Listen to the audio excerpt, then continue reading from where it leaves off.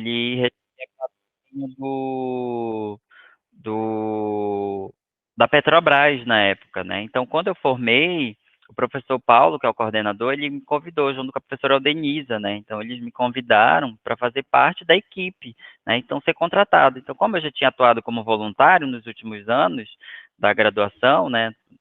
Desde 2010 até 2013, eles convidaram para fazer parte da equipe como educador. Então, a minha primeira experiência profissional atuando dentro da área de formação foi como educador ambiental, né?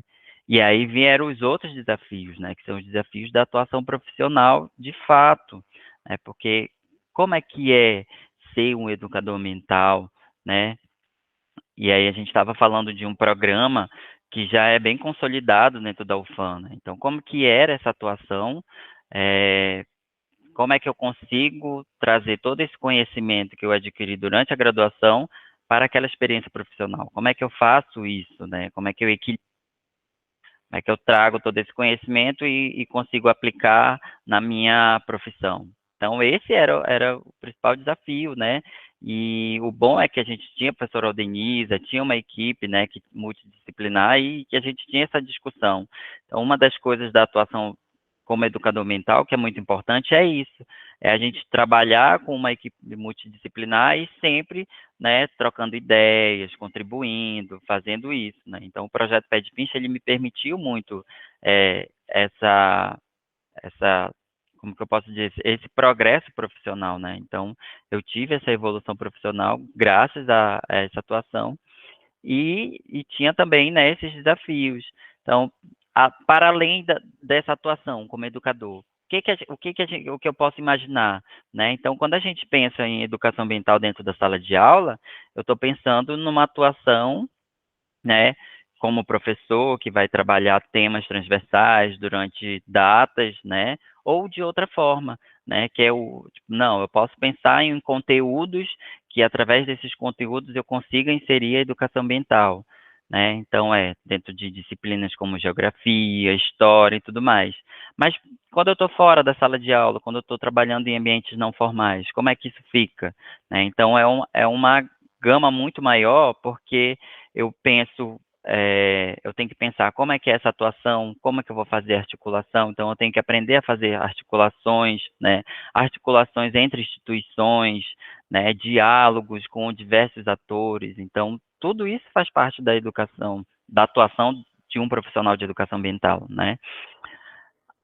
Fazer essa ponte, né, entre instituições, aprender a dialogar, aprender a escutar, e isso não só com instituições com que a gente trabalha, mas com o nosso público-alvo, que às vezes é comunidade, né, às vezes são jovens, as faixas etárias diversas. Então, como é que eu vou me adaptando? Então, isso era uma das coisas mais bacanas de se aprender no dia a dia, que era como que eu posso trabalhar a mesma temática com diversos públicos, né, de diversas faixas etárias. Então, isso foi bem legal. Só se quiser perguntar, reforço aí que é só levantar a mão e fazer alguma intervenção, tá bom? Porque se eu for ficar falando aqui, vai tomar uma hora aí e não paro de falar. Né? Então, eu acho que isso foi um dos principais. Pode falar, professor Saulo. Ah, consegui chegar em casa, então já dá para pelo menos falar alguma coisa. Que bom. E Jefferson, tu pode comentar um pouco sobre os locais que tu tiveste experiência? Se eu não me engano, tu falou sobre o Pé de Pincha, mas também você já pôde ir para outros lugares, né? Se tu Isso. pode falar sobre isso e falar sobre essa metodologia, sobre como é que você consegue associar um espaço, um público e uma forma de trabalhar, por favor. Ótimo.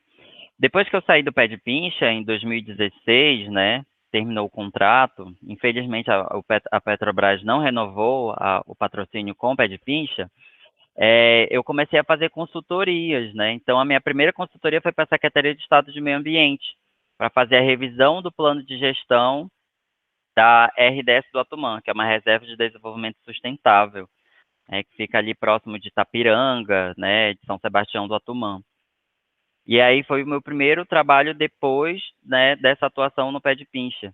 Então eu trabalhei como consultor. Então o educador ambiental ele também pode trabalhar como consultor. E aí como que funcionava essa consultoria? Eu atuava junto com a equipe do levantamento socioeconômico, que a ideia era a gente pensar em metodologias, né, participativas para a gente executar esse diagnóstico socioeconômico. Pode falar, Tainara. Amigo, deixa eu te perguntar.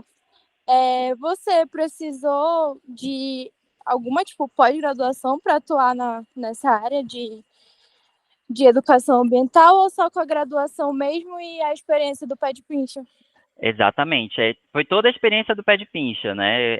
Eu fiz pós-graduação já depois já de ter essas experiências profissionais, né? Então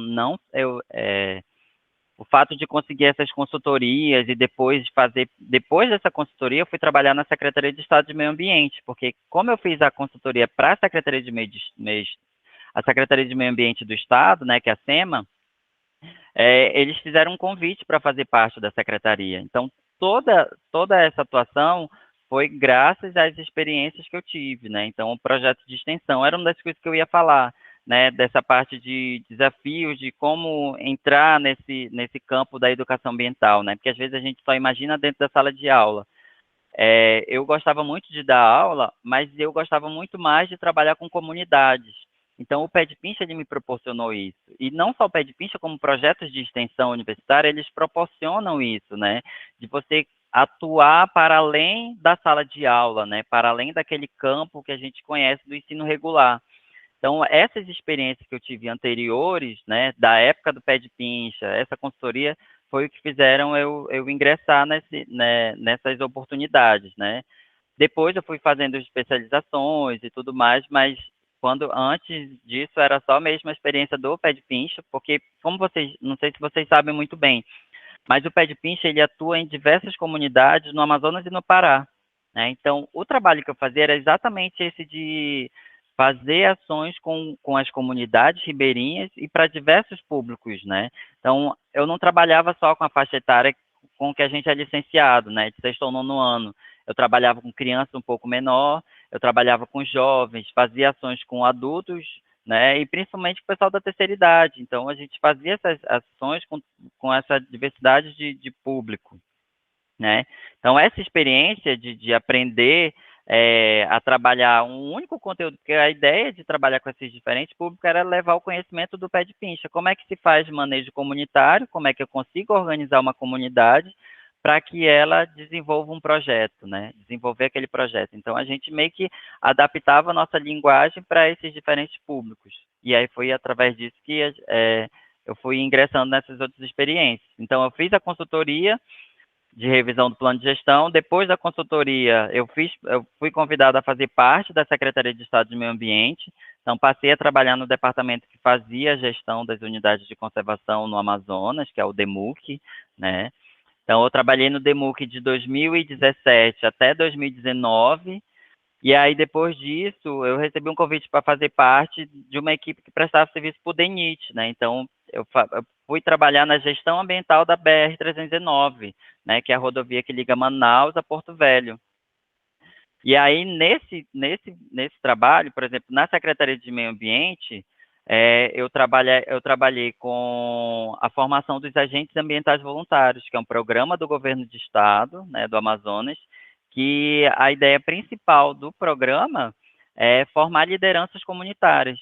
Então, a gente ia aprendendo a trabalhar. Vocês podem ver que o tempo todo, né, a atuação que eu tive era voltada a fortalecimento comunitário. E aí, como é que eu associo fortalecimento comunitário à educação ambiental? Porque a partir do momento que eu tenho que fazer aquelas pessoas compreenderem o espaço que elas têm, o espaço que elas vivem, eu tenho que fazer elas entenderem também como que elas fazem o uso daqueles recursos, né? Seja naturais, seja o espaço, seja a convivência, né, com os demais moradores. Então, tudo isso foi o que a gente ia trabalhando. Então, quando eu fui trabalhar na Secretaria de Meio Ambiente, a ideia era formar essas lideranças para que elas, né, fossem multiplicadoras, né? Então, os agentes ambientais voluntários são lideranças que são formadas para ser multiplicadores de questões voltadas ao meio ambiente. Então, trabalhar a educação ambiental, trabalhar o uso dos recursos naturais, legislação ambiental, o que é unidade de conservação, o conhecimento sobre unidade de conservação. Então, toda essa formação a gente tinha que fazer para eles. E aí era isso, eu tinha sempre que adaptar a linguagem à realidade local, né? Porque uma coisa é eu pensar, eu vou trabalhar com adultos, então eu posso trabalhar dessa forma. Só que quando eu chego num local, a realidade é completamente diferente. Então, eu me deparo com pessoas que têm dificuldade de ler, escrever, eu tenho pessoas que têm alguma dificuldade de locomoção, né? Eu tenho pessoas que têm alguma deficiência cognitiva, né? Então, eu tenho que ir adaptando a atividade àquele público, né? Então, além de pensar em como fazer essa formação, eu tinha que pensar na realidade local, né? Porque isso é muito importante, a gente sempre pensar na realidade local e sempre estar adaptado para aquela realidade, né? Porque isso é a mesma coisa dentro da sala de aula, né? Então, eu sempre penso nisso, tipo, dessa atuação, como é que eu vou melhorando a minha metodologia ou transformando ela, né? Por exemplo, em lugares que eu tinha pessoas que não sabiam escrever e eu precisava fazer avaliação. Qual era a melhor forma de fazer avaliação com esse público? Como que eu ia levar o conhecimento para eles se eles não sabiam ler? Será que eu ia ter que fazer apresentação de PowerPoint? Ia fazer um cartaz ou podia fazer uma facilitação gráfica, que é o uso de desenhos, e ali naqueles desenhos, né, eu posso ir explicando para eles o conteúdo. Então, é sempre isso, né, o uso de novas de ferramentas metodológicas que me ajudem a alcançar o objetivo, né, que é fazer eles terem conhecimento sobre tal conteúdo. Então, essas experiências foram me moldando. Nesse trabalho que eu fui para a BR-319, era a gestão ambiental de uma rodovia, né? Então, tu imagina, eu saí de comunidades ribeirinhas para uma realidade completamente diferente, que era a atuação com comunidades que vivem na margem de uma rodovia. Então, elas têm, né, algumas tinham acesso a outros municípios de forma fácil, e outras tinham completamente elas não tinham apoio do poder público, né? Então, eles não tinham nenhuma forma de acessar os municípios, eles meio que ficavam isolados, né? Então, como é que eu faço uma ação de educação ambiental com pessoas que têm problemas para além daquilo que eu quero? Então, como que eu chego numa comunidade que tem problemas de infraestrutura, não tem acesso a alimentos, porque a rodovia não está, né, trafegável, tenho conflitos latifundiários, né, de questão de regularização fundiária. Então, como é que eu faço para trabalhar a educação ambiental com pessoas que têm problemas maiores do que eles enxergam, né? Lógico que isso tudo é meio ambiente, mas como é que eu faço eles compreenderem isso? Se eu chego falando, a gente quer discutir sobre educação ambiental, aí eles vão falar, não, mas isso não tem, o meu problema é outro. Meu problema é que a ponte caiu na BR e eu não tenho como ir para Manaus, eu não tenho como ir para o Careiro. Como é que eu fico no meio disso tudo? Eu vou querer falar sobre meio ambiente, então é mostrar para eles que isso também faz parte do meio ambiente, né? Adaptar o diálogo, a conversa, né? Mostrar para eles que tudo isso está interligado. Então, esse era também um desafio, né? Trabalhar com esses diferentes públicos em realidades completamente diferentes. Então foi isso, eu fui trabalhar no DENIT, né, prestando serviço para o DENIT, e agora eu estou trabalhando novamente com comunidades, mas é de 4 estados da Amazônia, numa empresa que é voltada para o mercado de crédito de carbono, né, então é uma outra pegada, né, eu estou fora do poder público, né, então eu estou fora do poder público e aquelas cobranças que tinham das comunidades, essa ausência do poder público, você está aqui como representante do poder público, vocês têm que fazer o papel de vocês e como uma empresa, né? Então, como é que eu faço esse equilíbrio? Como é que eu abordo temáticas sendo uma entidade privada? Como é que eu chego? Porque uma coisa é a gente chegar numa comunidade ou em algum local representando o poder público e outra coisa é tendo interesses, né, privados. Como é que eu faço para ter essa aproximação com o público que eu quero atingir? Então, são desafios diferentes, né? Basicamente, não sei se eu respondi sua pergunta, professor Saulo.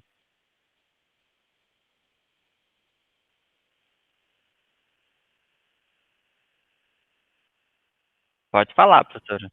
Oi, Jefferson. E nessa empresa, exatamente como que é o teu trabalho? Como é que você executa esse trabalho? Atualmente, né? Nessa que eu estou atualmente. nessa empresa que eu estou atualmente, eu estou fazendo parte da equipe social, né? Então, a empresa ela é recém-criada, né? Tem 3 anos, se chama BR Carbon, uma empresa que está atuando no mercado de crédito de carbono.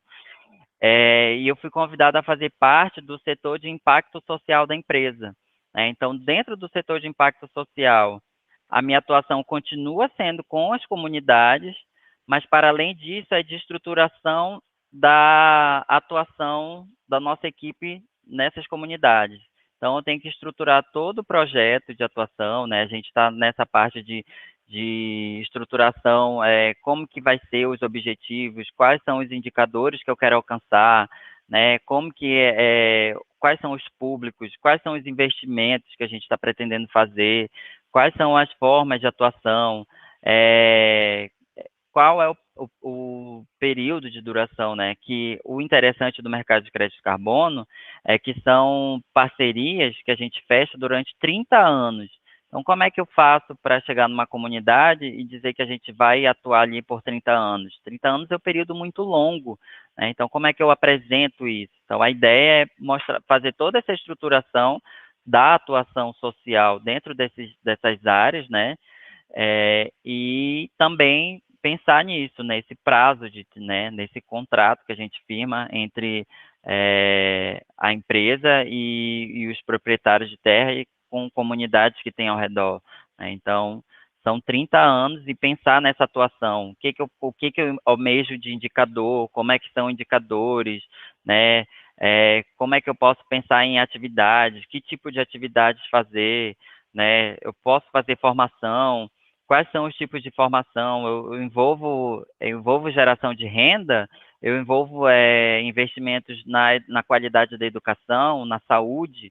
Então, a nossa atuação está nesse campo, né, de pensar mesmo quais são os nossos impactos para todas essas áreas, porque a ideia é trazer os benefícios para as comunidades, né. Então, vocês podem ver que antes a gente atuava, eu comecei atuando voltado a um objetivo de um projeto, que era fazer o manejo comunitário de bichos de casco, de quelônios, e hoje em dia a realidade não muda, que eu continuo trabalhando com comunidades, mas como é que eu trago impactos sociais maiores, né, para essa realidade. Então, vocês podem ver que a atuação da educação ambiental sempre está ligado a isso, sempre está ligado aos impactos sociais que a gente vai trazer, né? Quais são os impactos sociais? Isso também vale para o professor de ciências, isso vale para quem está pensando em para a sala de aula, né? Isso é um impacto social, mas quando a gente está atuando como educador, né, como educador ambiental, que impacto social eu quero trazer? Quando eu estou falando de meio ambiente, eu estou falando de economia, né? Eu estou falando de saúde, eu estou falando de problemas sociais. Então, como é que eu quero transformar isso? Nesse momento, eu estou atuando diretamente nessa área. Pode perguntar. Eu tô aqui. Quanto tempo tu já está nessa empresa? Eu entrei nessa empresa, professor, eu saí da outra para vir para essa, né? Então, eu entrei nessa em fevereiro desse ano, fevereiro de 2023. Uhum. E aí é uma empresa que fica sediada no interior de São Paulo. Então, eu atuo na Amazônia, mas a sede da empresa é aqui, né? Então, isso é muito legal de ter uma equipe, né? Que era aquilo que eu falei no início. A importância da gente, quando for atuar em educação ambiental, por mais que eu esteja no ambiente de ensino regular ou no ambiente num espaço não formal, eu sempre buscar trabalhar em equipe, porque eu consigo construir de uma maneira mais sólida essa atuação, né? Então, eu consigo compartilhar com os parceiros, eu consigo construir junto com eles as melhores formas de atuação. Aí, essa ideia de vir para cá, para a sede da empresa, é justamente para isso, para ficar próximo da equipe, né, e pensar nessa melhor forma de atuação. E essa equipe ela é constituída de quais profissionais? Tem engenheiro florestal, né? Tem 2 engenheiros florestais, tem eu que sou formado em ciências naturais, tem uma bióloga e tem um sociólogo, né, que é o coordenador. Então, vocês podem ver que é uma equipe multidisciplinar, que está voltada para essa atuação, né? Atuação desse impacto social. E como que vocês se planejam, se organizam, desenvolvem essas atividades? Ótimo. A gente tem, tem a questão que a gente faz o planejamento anual, né? Quando a gente tem que fazer o planejamento orçamentário, então a gente planeja o orçamento para o ano, já pensando nas atividades que vão acontecer. Só que, como a gente sabe, né, a Amazônia é algo muito simples de se trabalhar, né? Só que não. Então, dentro desse planejamento anual, a cada trimestre, a gente faz uma avaliação de como que está sendo essa atuação, se a gente está conseguindo cumprir com aquele cronograma que a gente tinha definido, né, para o ano. Então, a gente tem esse planejamento, né, anual, planejamento orçamentário, dentro desse planejamento orçamentário, a gente monta esse cronograma de realização das atividades. E a cada trimestre eu avalio se eu estou executando essas atividades conforme eu tinha planejado. E às vezes, de acordo com a realidade, dificuldades, né, dificuldades logísticas, e principalmente agora com essas alterações do clima, dificuldade de acesso às comunidades, a gente tem que mudar muito esse planejamento, né? Então, acaba que a cada mês eu tenho mudanças de cronograma, né? Eu tenho mudanças de planejamento da atividade. Então, eu tenho que rever aquele calendário e planejar. Então, fiz esse planejamento anual e aí eu vou para as atividades. Como é que vai ser essa atividade? Vai ser uma formação, né? A gente trabalha em diversas linhas. Então, por exemplo, agora para o mês de novembro, a gente tem previsto ações com um grupo de mulheres, que é para a gente fazer o fortalecimento de grupo de mulheres. Então, a gente planeja toda essa atividade. Como é que vai ser esse fortalecimento de grupo de mulheres? Quais são as pessoas que vão para lá, né? Vamos mandar só mulheres? Como que vai ser esse envolvimento com elas? O que que a gente vai fazer para aproximar esse grupo de mulheres da nossa atuação? Como que eu consigo fazer com que essa atuação, essa atividade que a gente vai fazer gere impacto? Então, tudo isso é planejado, todo esse pensamento de como que eu tenho que executar aquela atividade, qual é o objetivo principal, né? O objetivo principal é fazer o fortalecimento do grupo de mulheres. Então, a gente está indo lá para fazer entrega, é uma entrega de uniformes para o time de futebol feminino. Mas aí o objetivo principal é fazer o fortalecimento do grupo de mulheres. Então, eu vou fazer um torneio feminino, a gente vai ter atividades voltadas às crianças, mas principalmente às meninas, né? Então, tudo isso é planejado. Se eu vou para outra atividade, eu vou fazer um diagnóstico sobre a cadeia de valores, né? Então, como é que eu faço esse diagnóstico? O que que eu tenho, o que que eu quero coletar? Então, a gente sempre pensa atividade por atividade, o objetivo que eu quero alcançar, qual é a metodologia que eu vou utilizar dentro daquela atividade para aquele público que eu vou estar trabalhando, né? Por exemplo, eu vou fazer esse diagnóstico. Qual a melhor forma de fazer um diagnóstico? Será que ele tem que ser participativo? Né? Melhor forma é fazer um diagnóstico participativo, porque eu quero coletar o máximo de informações, e as pessoas que vão me trazer essas informações são aquelas com que eu vou conversar, é o meu público-alvo. Então, são os comunitários. Nada melhor do que eles para trazer esse resultado para mim, né? Para a gente que precisa estruturar cadeias de valores. Então, o diagnóstico, eu já tenho que coletar o máximo de informação possível. Então, eu vou fazer uma metodologia participativa, eu vou usar tarjeta, eu vou usar um diálogo, vou apresentar exemplo para eles, eu vou fazer uma dinâmica, né? Eu vou tentar fazer eles participarem de uma forma mais criativa, né? Então, tudo isso a gente planeja para alcançar o objetivo daquela atividade. Então, para cada atividade, professor, a gente chega e discute como que vai ser a abordagem daquele tema com aquele público-alvo que a gente está trabalhando. E a empresa de crédito de carbono, assim, qual é o objetivo da empresa, assim, agregando, né, esse diverso públicos?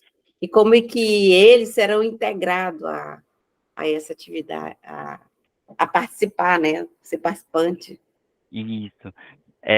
O mercado de crédito de carbono, né, esse que a gente atua, por enquanto, é o mercado voluntário. Então, os proprietários de terra, eles procuram a empresa para comercializar os créditos que tem disponível naquela propriedade dele. Então, ele tem uma fazenda, uma área, né, ele tem uma área, e aí ele procura a empresa, e a gente vai fazer os cálculos de quanto crédito gera. Só que como é que eu valorizo mais aquele crédito de carbono? Eu valorizo mais aquele crédito se eu desenvolver ações que vão trazer benefícios para o clima, para as comunidades e para a biodiversidade. Então, como é que eu trago benefícios para o clima? Ajudando a evitar o desmatamento daquela área, né? Então, a ideia dos projetos de carbono é exatamente manter a floresta em pé para garantir que aquele estoque de carbono que está naquele local se mantenha, né? Então, eu estou garantindo um crédito de carbono. Só que para valorizar mais ele, né, eu estou trazendo esses benefícios para o clima. Estou fazendo com que não tenha desmatamento naquela área, né, queimadas e outras atividades que vão gerar a degradação daquele território. Como é que eu trago benefícios para a biodiversidade? Fazendo monitoramento da biodiversidade, né? Vou ver quais são as espécies de animais que tem ali, quais são as formas de garantir com que aquelas espécies, né, que se eu identificar alguma espécie ameaçada de extinção naquela área, como é que eu vou garantir que essa espécie, dentro daquele território, ela não corra nenhum risco, né? Então, essas coisas a gente também trabalha. E os benefícios para a comunidade. Quais são esses benefícios? É trazer os impactos sociais e melhoria na qualidade de vida das pessoas que vivem ao redor daquela área, né? Próximos àquela área que a gente fechou o contrato. Então, é uma propriedade privada, mas que na maioria das vezes tem comunidade ao redor. Então, esse benefício ele tem que vir para essas comunidades. Então, o crédito de carbono é gerado, ele tem um valor, ele é acrescido a esse valor justamente por eu estar fazendo ações voltadas ao clima, à biodiversidade e às comunidades, e aí essa atuação tem que vir em forma de benefício para essas comunidades. Então a gente atua com as comunidades, mostrando para eles que vai ter um projeto na proximidade de onde eles moram e que esse projeto vai trazer benefícios sociais para eles, né? Então traz melhorias na qualidade de educação, né? Então a gente faz reforma de escolas, leva para a comunidade pontos de acesso à internet, leva a internet para a escola que não tenha, né? Então, a ideia é a gente trazer a melhoria da qualidade de vida, tanto na educação, na saúde, na infraestrutura da comunidade, né? Dessa forma que a gente atua. E como que funcionam esses benefícios, né? Que é a hora que a comunidade passa a fazer parte desse processo. Os benefícios, eles não são benefícios individuais dentro da comunidade, né? Então, eu passo a trabalhar com uma comunidade, o benefício não passa a vir para a família do seu João, não passa a vir para a família do seu José, ele vem para toda a comunidade. Então, os benefícios, eles têm que ser coletivos, né? Então, a partir desse momento, a gente já começa a mostrar a importância da organização social, né, dessas comunidades, a importância deles terem essa organização social, porque é quando eu consigo mostrar para eles que os benefícios que vão vir, não vai vir só para que a empresa não está interessada em trazer benefícios para uma só família, ela está interessada em trazer a melhoria na qualidade de vida das famílias, mas que essa melhoria ela venha de forma coletiva. Então, é dessa forma que a comunidade passa a fazer parte, né? A gente vai, no primeiro momento, apresentando o projeto, porque a ideia não é eu chegar e impor a participação da empresa para a comunidade, eu apresento o projeto, mostro para eles que é um projeto que está preocupado com a qualidade de vida, não só deles, mas pensando no clima de maneira global, né, que é um projeto de carbono, e aí eu mostro para eles, ó, os benefícios virão dessa ou daquela forma, desde que vocês escolham, mas essa escolha vai começar a partir do momento que vocês decidam que querem a atuação da empresa no território. Então, a gente dá a eles o direito de escolherem se eles querem ou não a nossa participação. Então, tudo isso a gente faz, né? Esse processo, né? Então, é como se a gente estivesse mesmo pedindo um consentimento de todas as comunidades, né? Mostrar para eles que é importante eles decidirem que querem ou não a atuação de uma empresa ou de uma instituição no território deles, né? Então, dessa forma que a gente faz. Ficou claro, professor?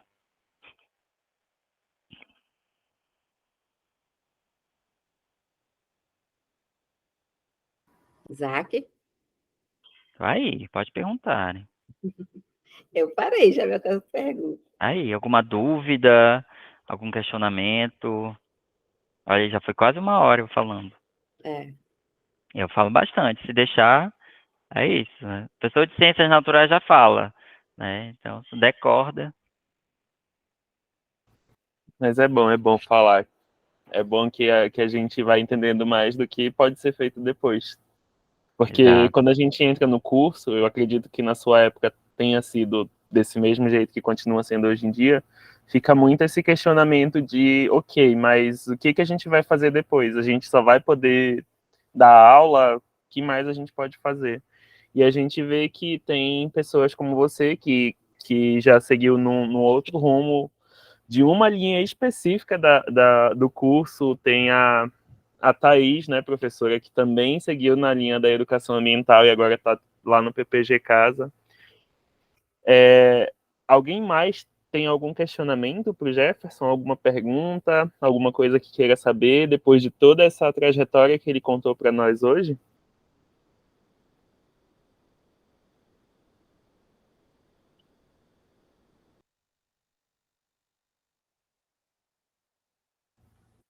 Ah, Isaac, eu acho que o pessoal tá, o tá pessoal está mais contemplado calminho. já tá contemplado. E é porque a turma da noite, que é onde a gente vê assim, que tem pessoas que talvez pretendam seguir nessa carreira ambiental depois, Estão eles tendo estão aula. em aula agora e eles não puderam comparecer. É uma pena. Ah, sem problema. Mas, Se quiserem chamar outro dia para conversar de novo, pode ficar à vontade. olha, Isso é fica legal, aí, porque professora, é já uma das chamamos para coisas as boas que próximas também. E isso é legal, porque é uma das coisas que eu e a professora Denise sempre conversávamos, né? Da importância da gente mostrar que a sala de aula não é um monstro, né? Não é um bicho de 7 cabeças. Eu gosto muito de sala de aula, mas é isso. Tem gente, eu me identifico com o campo, né? Eu me identifico com o espaço não formal, de ir para a comunidade, de fazer ações com os comunitários, né? Então, tem gente que se identifica com a sala de aula, e tem gente que se identifica com esses outros espaços, né? Lembrando que o nosso curso também, a gente pode trabalhar com diversas áreas, mas dentro da educação ambiental, tem também diversos leques, né? Então, eu acho que é mostrar que a gente tem essa oportunidade, né, de atuação em diversos campos, e que isso é sempre bom a gente estar disseminando, né, mostrando para as pessoas, tipo, como que a partir de que momento, de que período eu consigo, né, ter esse envolvimento mais aprofundado com a educação ambiental. Será que eu tenho que esperar até o quinto? Ou eu posso começar antes? Ou eu tenho que esperar ser um finalista para começar essa relação? Então, isso é muito legal a gente conversar isso com quem ainda está na academia, que a gente mostra, né, como que pode ser feito. O meu caminho foi através dos programas de extensão universitária, mas tem outras formas também de trabalhar a educação ambiental dentro da graduação. Obrigado, Jefferson. Eu gostei muito da sua trajetória. Eu até comentei que o meu sonho era participar do Pé de Pincha, mas eu nunca consegui porque eu acabei seguindo mais na parte de sala de aula mesmo. Eu fui mais para projetos voltados para sala de aula, ou residência e tudo mais. Mas quem sabe aí no futuro já não, depois do mestrado, já não consigo fazer pelo menos alguma participação. Bom, se ninguém tem mais nenhuma pergunta a fazer, eu vou passar a fala para os professores, para a professora Aldenise e para o professor Saulo, para que eles possam fazer esse encerramento, eles como preceptores dessa disciplina. Podemos começar com a professora Aldenisa? Sim, pode começar comigo. Assim, a gente fica muito contente, viu, Jefferson, saber, né, que você iniciou uma pessoa, né, dentro de uma disciplina e agora você trabalhando, né, em empresas, né, fora aqui do Amazonas, embora trabalha no Amazonas. Eu ia só te perguntar, quais são as áreas do Amazonas que eu trabalho? Tem o sul do estado, que é o município de Manicoré, lá, Manicoré e Borba,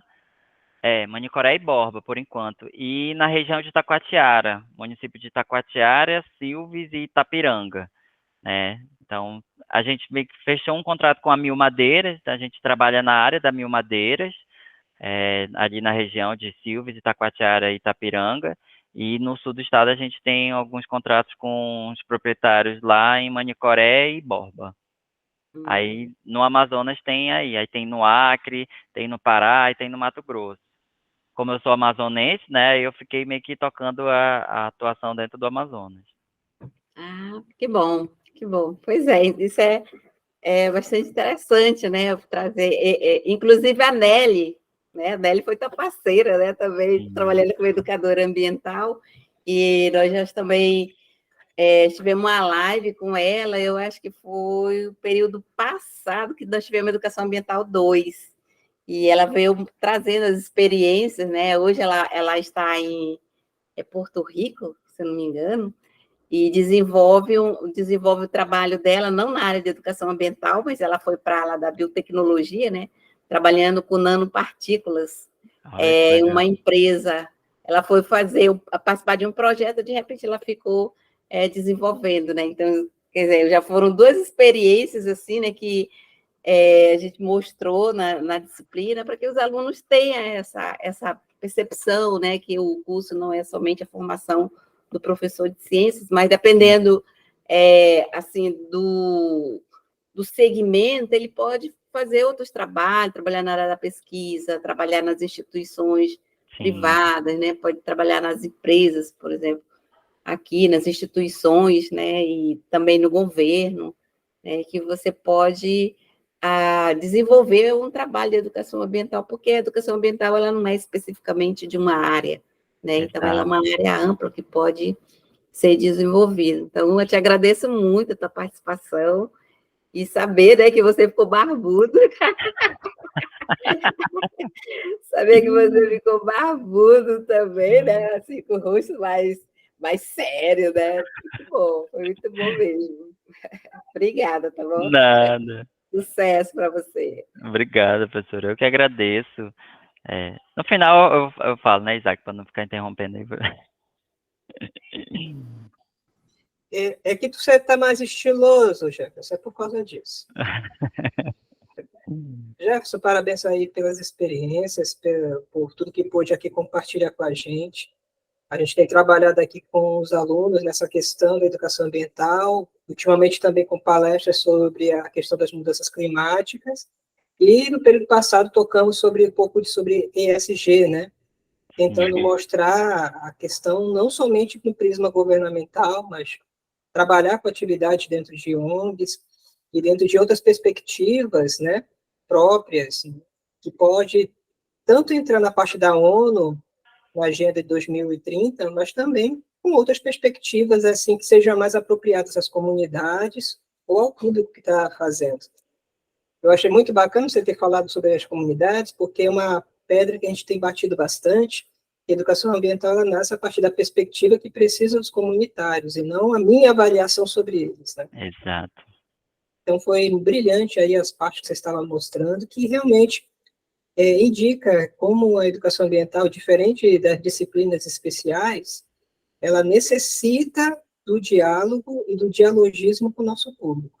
Não adianta simplesmente a gente achar que sabe alguma coisa e os nossos comunitários não compram a ideia. Exato.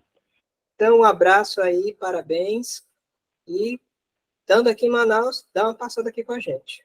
Até mais. Pode deixar, professor. Eu encerro, Isaac? Que tu... Pode encerrar, a palavra é sua. Antes de você encerrar, queria agradecer, foi muito, muito, muito importante essa conversa, tanto para mim, que já passei por essa fase, quanto para os meninos que estão aí tentando se formar, construindo o caminho deles. É só agradecer e pode deixar que o contato vai ficar já com a professora Aldenisa para as próximas, vai ter convite. Tá ok, obrigado. Aí eu fiquei muito feliz com o convite, professora. Eu que agradeço, né?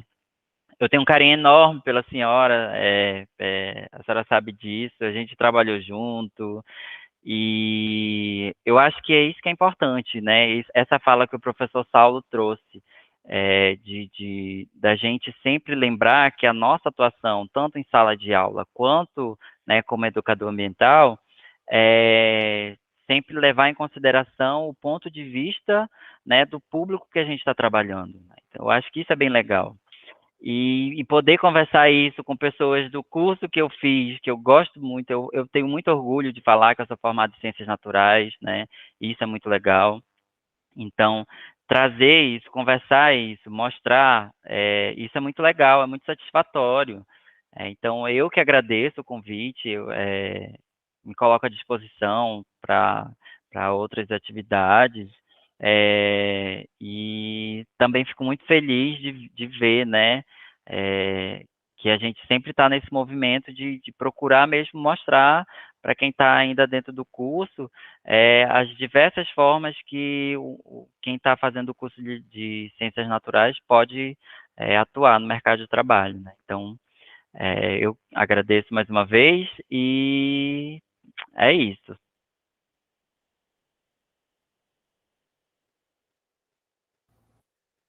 Então é isso, gente. Estamos aqui encerrando a nossa live hoje. O professor Saulo gravou, ele vai deixar disponível essa live depois, para se vocês quiserem consultar. E para os colegas que não puderam participar, se quiserem assistir depois, eles vão poder também. Muito obrigado, Jefferson. Muito obrigado a todos que estiveram aqui presentes, aos professores. Até a próxima. Tchau. E é isso.